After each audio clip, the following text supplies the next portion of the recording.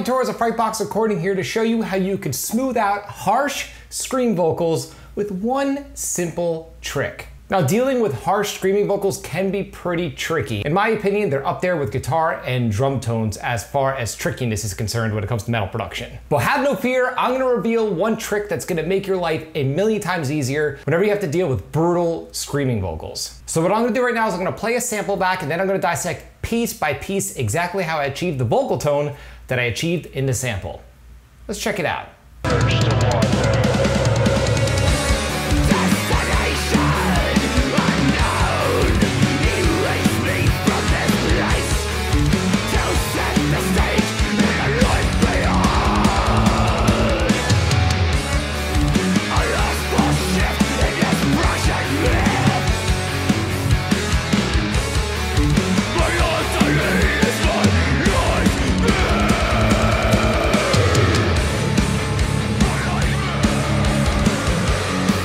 So now if you notice, even though these vocals are brutal and throaty and just harsh and in your face, they still sound smooth and they fit in the mix well. Now I found through the years that hardcore style vocals where it's more of a shout or a yell are much more easy to deal with within the mix, and vocals like this are a little more challenging, mainly because there is a lot of throat sound and a lot of higher frequencies happening that clash with the guitars and the cymbals. But like I said, dealing with this issue does not have to be complicated, as we are soon to find out. So let's take a quick look at my vocal chain. So I have 3 vocal tracks happening in the chorus. There's a main vocal up the middle, and then a vocal on the left and a vocal on the right. So all 3 of these vocals have the exact same vocal chain as far as dynamics and EQ, so I'll just run through one of them. So on my vocal track, I have a little bit of compression happening before the EQ, and then I have a very simple EQ just rolling off everything below 165 Hertz, a little bit of notching happening in the lower mids, and a little bit of harshness removed around 4K. So nothing crazy, pretty straightforward vocal EQ. After my vocal EQ, I have a second compressor. In this case, I'm using the stock Pro Tools compressor. And then I have a limiter just there to grab some of the peaks, as well as a de-esser. Nothing earth shattering, typical stuff. So that's it as far as the processing that's happening on the vocal channels themselves. From there, all 3 of my vocal tracks are routed to my vocal submix. On my vocal submix, I have a little bit of saturation happening. I'm just using the stock distortion plugin within Pro Tools, but the magic happens after this distortion plugin, which I'm going to show you right now. I have a final EQ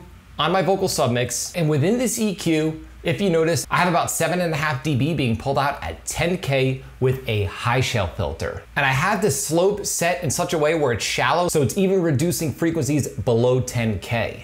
Now, what is the point of this? Very simple. This is here to attenuate those upper frequencies that we don't really need in scream vocal tracks. When you think about it, it really makes sense. A lot of that throaty sound, a lot of those upper harmonics are just not necessary in our vocal tracks. Scream vocals really sit in the mid-range, much like guitar tracks. So just to show you how much of an effect this simple move has on my vocal tracks, I'm gonna play the track back and then I'm gonna intermittently bypass this filter so you can hear just how much it's helping my vocal sound. Let's check it out. My existence is failure, a steady decline, when urged to wander. Destination unknown, erase me from this place, to set the stage in a life beyond. A lost for shift in this rushing live.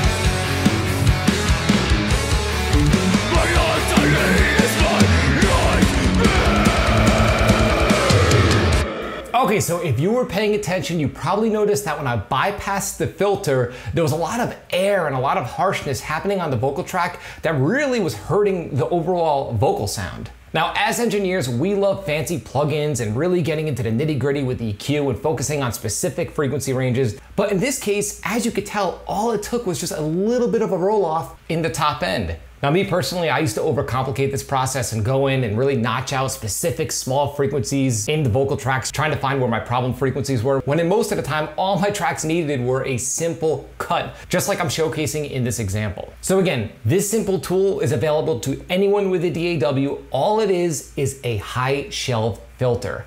Nothing fancy. So remember, if you're dealing with vocal tracks that are really harsh and you're having a tough time fitting them within your mix, try reducing your super duper high frequencies. The vocal mic I used on this session was an SM7B, which is a dynamic mic. If I were using a condenser mic, I would probably end up having to be even more extreme with the high frequency reduction because condenser mics are much brighter and much more detailed in the top end. And the thing that's cool is this doesn't make my vocal sound overly dark like a low pass filter would. It's just a simple reduction in the upper frequencies that we just don't need so much of. So give this technique a shot in one of your future mixes and let me know of your results. Leave a comment in the comment section below. I would love to hear about it. If you found this video helpful, like, comment, subscribe, and share. And do not forget to click the little bell icon in order to be notified every time I upload one of my weekly videos on all things metal and rock production. You can both like and follow me on Facebook and Instagram. Links are in the description below. And be sure to download my quick EQ guide that contains all my EQ settings that I always refer to whenever I start a mix. There's a link below, right within this video's description. Till next time, happy mixing.